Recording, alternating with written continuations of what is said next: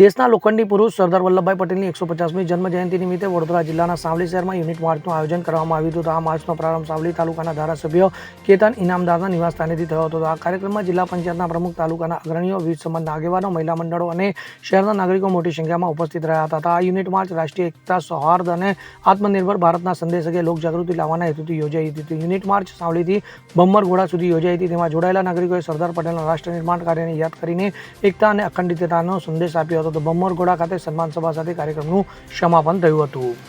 Bureau report, CN24 news. હવે જુઓ દેશ દુનિયાની તમામ ખબરો તમારી આંગળીના ટેરવે. ઉઠાવો મોબાઈલ અને Google Play Store પરથી ડાઉનલોડ કરો અમારી CN24 ન્યૂઝ મોબાઈલ એપ.